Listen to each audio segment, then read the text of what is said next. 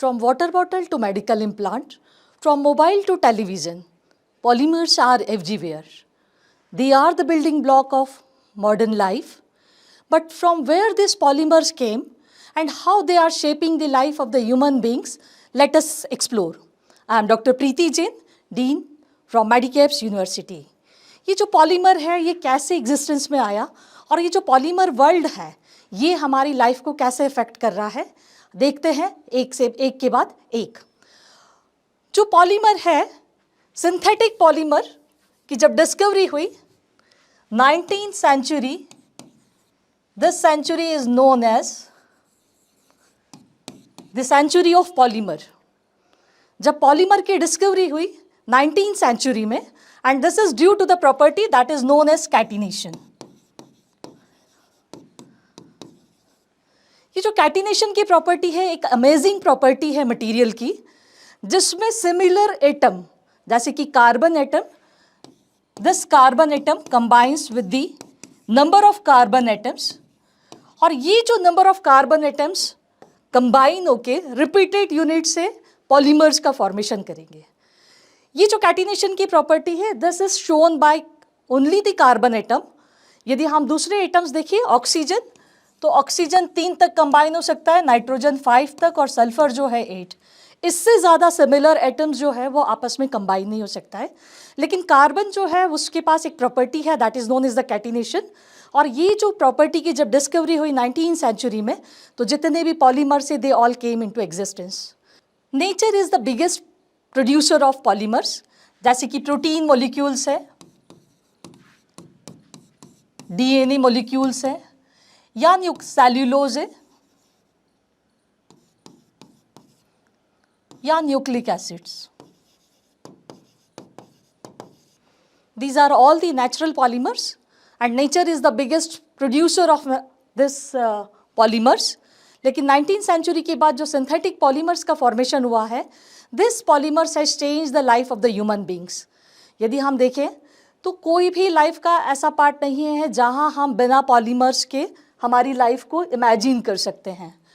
यदि हम पैकेजिंग की बात करें, ट्रांसपोर्टेशन की बात करें, मेडिकल इम्प्लांट्स की बात करें, या फूड मटेरियल्स की बात करें, everywhere polymers are required and we don't know from where this polymers reshape our life और रीशेप द इंडस्ट्री। यहाँ जितने भी पॉलीमर्स हम पढ़ेंगे इनकी जो प्रॉपर्टी है, जो फ्यूचर इंडस्ट्री है हमारी, these are all reshape with the help of the artificial polymers which are produced by the human beings. लेकिन ये जो पॉलीमर्स हैं, ये पॉलीमर्स डिफरेंट टाइप्स की रिएक्शंस के साथ या तो एडिशन करेंगे या फिर कंडेंसेशन करेंगे और अलग अलग पॉलीमर्स का फॉर्मेशन करेंगे। पॉलीमर्स जो स्ट्रक्चर्स है, इनकी जो प्रॉपर्टीज़ है टोटली डिपेंड करेगी कि कार्बन एटम कैसे अटैच्ड है या कैसे अपना स्ट्रक्चर का फॉर्मेशन कर रहा है। यदि मॉलिक्यूल स्ट्रेट मॉलिक्यूल है, लीनियर मॉलिक्यूल है, तो इसकी प्रॉपर्टी अलग होगी। सपोज मॉलिक्यूल आपका ब्रांच चेंज मॉलिक्यूल है, then it leads to the different property, और यहाँ पे डिपेंड करेगा कि कौन से टाइप के पॉलीमर्स का या कौन सी टाइप की प्रॉपर्टीज़ का यहाँ पे फॉर्मेशन होगा। सपोज द सिमिलर एटम्स यदि ये कंबाइन करके क्रॉस लिंक स्ट्रक्चर बना लेता है, जो हम आगे वाले पार्ट में देखेंगे कि क्रॉस लिंक स्ट्रक्चर का फॉर्मेशन कैसे हुआ है या बैकेलाइट का फॉर्मेशन कैसे हुआ है। तो जब भी मॉलिक्यूल का रीअरेंजमेंट होगा, या तो वो लीनियर स्ट्रक्चर का फॉर्मेशन करेगा, ब्रांच चेन स्ट्रक्चर का फॉर्मेशन करेगा, या क्रॉस लिंक स्ट्रक्चर का फॉर्मेशन करेगा, तो उसकी प्रॉपर्टीज़ जो है वो डायरेक्टली इफेक्ट होगी। One by one we will see कि how this structure affect the properties of the polymers. So this is about the structure of the polymer, how this branch in compound get converted in the cross-link structure and how the properties get changed when we change the structure. Now, what are the different types of polymers? Yeah, what are the different methods which can be used to form the polymers? There are two methods by which we can prepare the polymer. One is addition polymerization.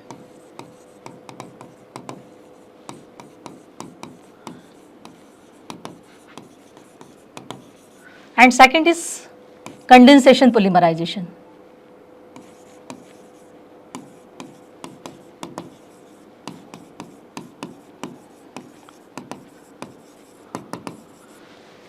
As the name reflects, addition polymerization means when the monomer units, either of the similar monomer or the heterogeneous molecules, when they combine together, then they leads to the formation of the compound that is known as polymer. जैसे कि एक simple सी monomer unit लिए मैंने ethylene की, when this ethylene molecule repeat itself in a number of times, तो ये जो ethylene molecule है ये कन्वर्ट हो जाएगा पॉलीथीन में. पॉलीथीन आप सब लोगों ने देखी होगी. तो by this simple repetition of this simple monomer units we can convert this polymer in the form of polythene. This is the example of addition polymerization. यहाँ कुछ भी नहीं हुआ है, जैसे जो n नंबर ऑफ मॉलिक्यूल्स है, this n number of molecules ये अपने आप को सिर्फ रिपीट कर रहा है. There is no elimination, no addition, nothing else. When we talk about the condensation polymerization, in this type of polymerizations, either a small molecule of water or a small molecule of HCl is released. Condensation can be, in the condensation process, we use the heteromolecules. Just take the example of nylon 6,6.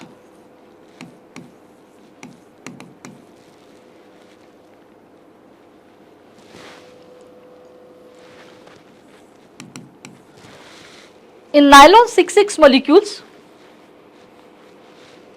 यहां हम जो लेंगे, यहां हम लेते हैं हेक्सामेथाइल डायअमीन. This is the structure of hexamethyl diamine. N number of molecules of hexamethyl diamine. Let us start with the example of hexamethyl diamine or nylon 6,6. The monomer unit, it is hexamethyl diamine. N number of molecules of hexamethyl diamine, they combine with adipic acid. When hexamethyl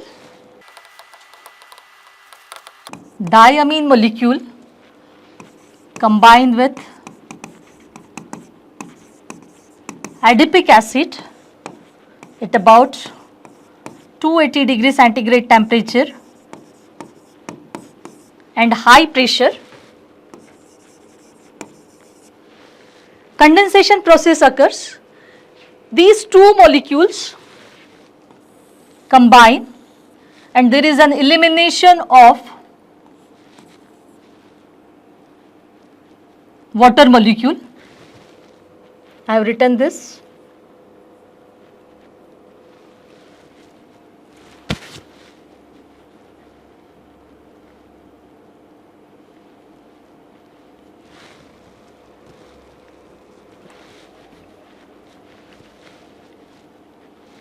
This hydrogen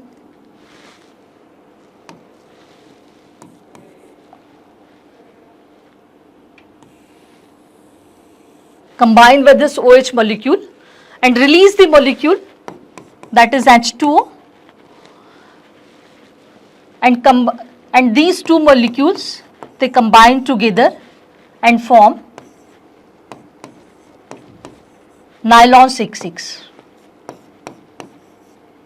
This is simply the addition of atoms after the release of water molecule.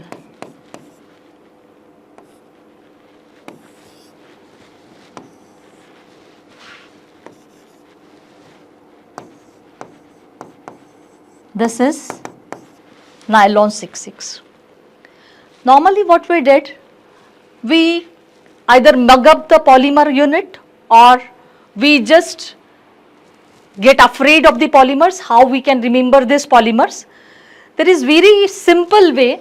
You just have to remember the repeated units. What is the basic unit and how this unit is repeated, and we can form the structure. As well as most of the time we forget about the properties of the polymer. So better to remember the properties, just remember the example, because we all know how the nylon 6,6 is like. We are using it for the ropes, we are using it for the cloths. So just seeing that particular cloth or the rope, we can give the property of this nylon 66 कि जैसे कि आपका रोप बना होता है, waterproof है, उसको extend कर सकते हैं, वाटरप्रूफ का काम करेगा, ड्यूरेबल है, तो उसके हिसाब से आप इसकी प्रॉपर्टीज को लिख सकते हैं. तो जब भी हम पॉलीमर के बारे में बात करें तो सबसे पहले just imagine the example of the polymer कि ये जो पॉलीमर है कहाँ यूज होने वाला है, और जो पर्टिकुलर यूज है उसके हिसाब से आप बता सकते हो कि ये जो पॉलीमर है इसमें ये प्रॉपर्टीज प्रेजेंट होगी. Just take an example of the implant. जो जॉइंट्स के अंदर इम्प्लांट लगता है वहां पे आप देखिए it is implant in the body. तो ये जो है बायो फ्रेंडली होना चाहिए because it is directly in contact with water. पानी, क्योंकि हमारी बॉडी में 70% वाटर है, plus it is in contact with the chemicals और द ब्लड. तो वहां जो प्रॉपर्टीज है, कौन सी प्रॉपर्टीज रिक्वायर्ड होगी, तो उस प्रॉपर्टीज को देख के, उस पर्टिकुलर मटेरियल को देख के कहाँ यूज हुआ है, we can give the properties of the polymers. It is just like the artificial heart. यदि पंपिंग करना है तो फ्लेक्सिबिलिटी ज्यादा होनी चाहिए. तो जो मटेरियल आपने यूज किया हुआ है उस मटेरियल को कहाँ यूज किया है, accordingly we can give the property of the materials. So जो पॉलीमर है, ये पॉलीमर अलग अलग इसकी एप्लीकेशंस है, जैसे कि टीवी बनाना है, पैकेजिंग मटेरियल है, मेडिसिन्स को पैक करना है, for the transportation purpose, for the household purpose as well as for the industry purpose. But is this polymer, ये जो पॉलीमर है ये कितना बेनिफिशियल है. जैसे कि आज हम हर दिन देख रहे हैं कि there is an accumulation of the plastic of the polymers, और ये जो पॉलीमर है जाके इकट्ठा होता जा रहा है. There is one biggest drawback of this polymer, it is non biodegradable. तो जो नॉन बायोडिग्रेडेबल है but it has become the part of our life. तो कैसे इस जो आपका सिंथेटिक पॉलीमर है इसको हम कन्वर्ट करें in the form of sustainable clean product. तो आज जो चीजें आज हम कर रहे हैं, इन फ्यूचर जो पॉलीमर है this can be use for the future use because we can not live without the polymer. तो इसको हम कैसे डिग्रेड करें, बायोडिग्रेडेबल बनाएं, इन सारी चीज़ों के लिए हम नेक्स्ट लेक्चर के अंदर देखेंगे कि ये जो पॉलीमर है इसको हम नेचुरल वे में पॉलीमर कैसे बना सकते हैं, क्योंकि nature itself is the biggest producer of polymer. जैसे कि डीएनए मॉलिक्यूल है, कार्बोहाइड्रेट मॉलिक्यूल है, न्यूक्लिक एसिड से they are cellulose, starch, they are all the natural polymer. So how we can use this natural polymer to convert this synthetic polymer in the form of biodegradable polymer. So thank you for watching this video. In the next video we will come up with the biodegradable polymer, how this polymers can be used for the future use. Thank you.